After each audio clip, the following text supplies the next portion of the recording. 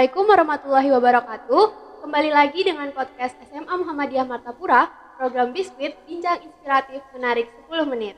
Nah, kali ini Biskuitnya spesial Ramadan nih.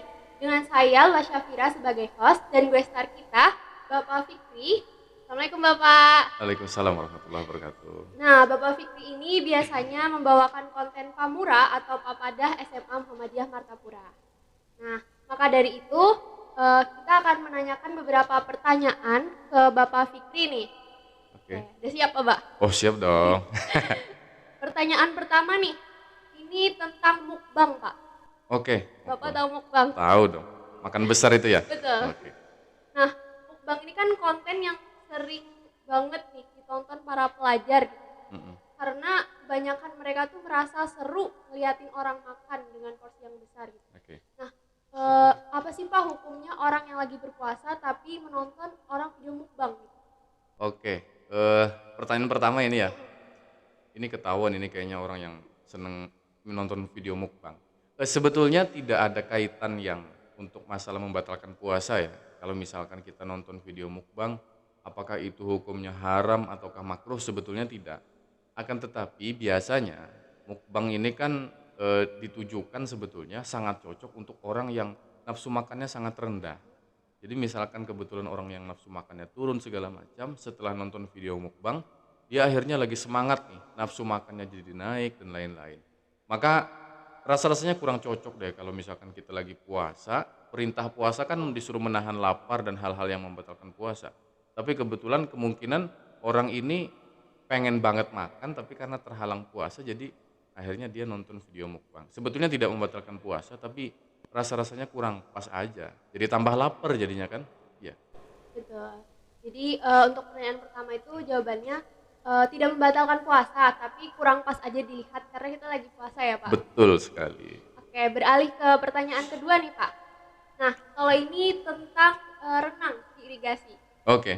Nah, kan biasanya banyak tuh orang yang kalau misal puasa tuh kan rasanya panas, gerah gitu. Mm-mm. Terus dia renang ke Mm-mm. irigasi. Nah, itu gimana sih Pak hukumnya kalau orang puasa terus dia berenang ke irigasi? Oke. Kalau renang sendiri tidak ada masalah. Tapi kebetulan kalau misalkan ketika dia renang itu dia khawatir misalkan saking lamanya dia renang lalu dia tidak sadar lagi apakah dia meminum air di irigasi itu atau di kolam itu ataukah tidak. Kalau kekhawatiran itu ada, maka berenang itu cukup secukupnya saja, tidak perlu yang berlebihan. Tapi kalau misalkan kita tidak dilarang untuk mandi ya ketika kita misalkan merasakan panas yang luar biasa ketika puasa. Maka kalau misalkan kita ingin mandi ataupun misalkan mandinya di irigasi atau di kolam renang sekalipun itu tidak masalah dan tidak berpengaruh pada puasanya. Asalkan tadi dia bisa menjamin bahwa dia tidak menelan air di irigasi atau di kolam itu secara sengaja. Cukup misalkan ya mungkin 10-15 menit. Kalau terlalu lama itu khawatir jadi ikan nanti. Ya, kelamaan jadi ikan. Asalkan nggak keminum. Betul, asalkan nggak keminum. Oke, terus beralih ke pertanyaan ketiga nih Pak. Mm-mm. Nah, sekarang ini kan doa buka puasa berubah Pak. Oh berubah, oke. Katanya ada yang bilang untuk eh, hadisnya ini Mm-mm. hadis doif. Ya.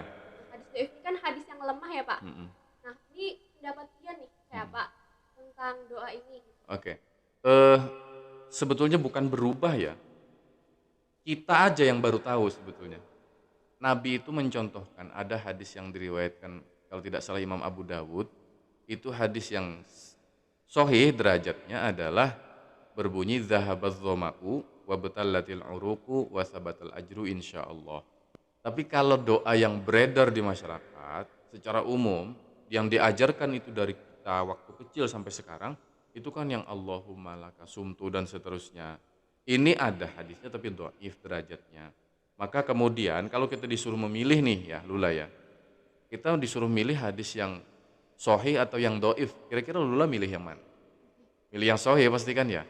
Nah, jadi kalau ada diberikan dua pilihan yang demikian, maka harusnya kita memilih hadis yang sahih yaitu zahabaz dhama'u wa batallatil uruqu dan seterusnya. Kalau belum terbiasa gimana Pak? Harus dibiasakan. Ya karena ini salah satu ibadah yang memang sudah diatur tata caranya di dalam Islam. Jadi begitu. Bukan berubah ya, tapi kita yang baru tahu. harus mengakrabkan diri dengan doa itu. Berarti emang dari dulu udah habat doa gitu. Betul, Nabi mencontohkan dengan doa itu, tapi kita diajari dengan doa yang ada hadisnya tapi lemah. Seperti itu. Oke. Berarti emang dari dulu ya Pak ya? Betul. Oke, pertanyaan keempat nih. Nah Pak, biasanya tuh ada orang nih yang pas puasa itu dia sepanjang hari dari pagi sampai malam tuh sampai sebelum buka puasa Nah, itu sikat gigi. Itu ah, kayak apa hukumnya Pak? sikat gigi dalam artian kita lagi posisi puasa nih ya, tapi sering sikat gigi. Oke, yang pertama yang harus kita pahami ya, sikat gigi itu tidak membatalkan puasa asalkan tidak terjadi misalkan kita menelan secara sengaja misalkan pasta gigi atau dan lain sebagainya yang masuk ke mulut itu.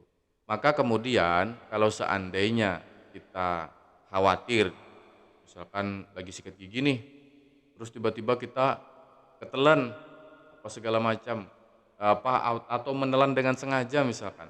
Nah, itu kalau kita khawatir mending sikat giginya sebelum sebelum subuh. Tapi kalau misalkan kita bisa menjaga itu tidak ada masalah dan kita misalkan khawatir dengan bau mulut kita, itu tidak ada masalah. Tapi yang perlu diingat, Bapak pernah baca satu hadis bahwa Nabi itu ketika Nabi berpuasa, itu beliau tidak lagi memperbanyak kumur-kumur ketika misalkan setelah zuhur dan seterusnya. Jadi batas waktu Nabi kumur-kumur dengan dengan air dan kumur-kumurnya semangat gitu ya, itu sebelum zuhur.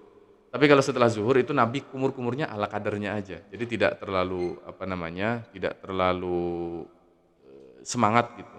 Artinya sebetulnya sikat gigi pada hakikatnya tidak membatalkan puasa, tapi yang perlu diingat adalah jangan sampai kita berlebih-lebihan. Seperti itu saja sih. Yang penting nggak berlebihan karena nggak berlebihan tuh nggak baik. Betul, berlebihan nggak baik dan khawatir tadi. Ada misalkan kita menelan dengan sengaja pasta giginya. Apalagi yang pernah Bapak jelaskan kemarin ya. Kalau misalkan pakai pasta gigi Kodomo, nah, itu kan rasanya enak tuh. Iya. Ada stroberi, ada blueberry. Itu secara sengaja misalkan kita pakai pasta giginya banyak, terus kita telan biar seger. Nah, itu yang ngebatal puasanya. Oke, nih beralih ke pertanyaan kelima. Kalau ada orang yang lagi flu Pak, terus dia tuh memakai inhaler, Ya. inhaler ke hidungnya, terus pas puasa itu gimana Pak? Inhaler ya, inhaler sebagai pelega hidung ya. Itu sebetulnya sama kalau hukumnya kita tarik. Kalau sama hukumnya dengan kita mencium aroma-aroma yang lain. Jadi misalkan kita mencium aroma masakan, kita mencium aroma parfum dan lain-lain, itu hakikatnya tidak membatalkan puasa. Maka kemudian kalau misalkan seandainya orang itu sakit dalam hal ini pilek, hidungnya tersumbat, maka kemudian kalau dia menghirup inhaler itu ketika puasa itu tidak membatalkan puasa. Tapi perlu diingat juga sih, kalau misalkan dia sakitnya parah, itu tidak perlulah dipaksakan untuk puasa. Karena orang yang sakit itu kan dapat keringanan untuk tidak berpuasa. Jadi tidak masalah. Tapi kan sekarang inhaler itu berkembang ya. Meskipun orang tidak sakit, Ada yang pakai, ada yang pakai. suka. Iya, ada yang suka.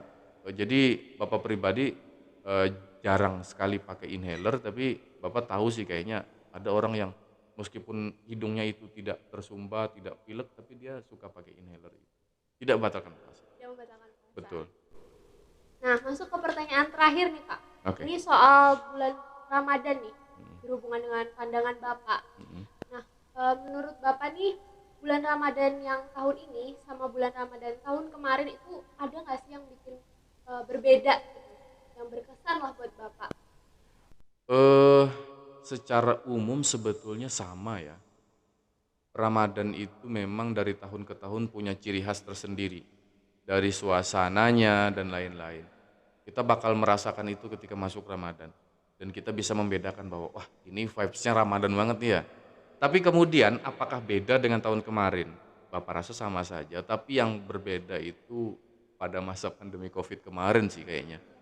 2020, 2021 itu kayaknya kita merasa itu Ramadan yang agak berbeda. Yang pertama mungkin tarawihnya ya, tarawihnya kan tidak dibolehin ya di masjid berjamaah. Kemudian juga buka puasa bersama jarang. Jadi vibes Ramadannya kurang begitu terasa kalau misalkan kondisi pandemi kemarin. Tapi kalau sekarang ya sama saja. Iya. Oke, sampai sudah nih Pak di akhir.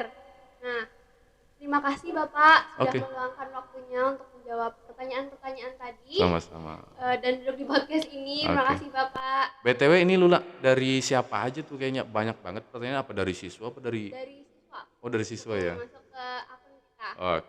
Nah, oh ya, untuk PPDB 2023 nih masih dibuka gelombang 2 yang dari tanggal 1 Februari sampai 30 April 2023 loh. Nah, cara pendaftarannya ini bisa langsung ke SMA Muhammadiyah Martapura atau menghubungi nomor admin yang tertera. Atau juga bisa akses ke website sekolah. Jangan lupa untuk subscribe juga, like dan komen. Makasih Bapak. Sama-sama Lula. Wassalamualaikum warahmatullahi wabarakatuh. Waalaikumsalam.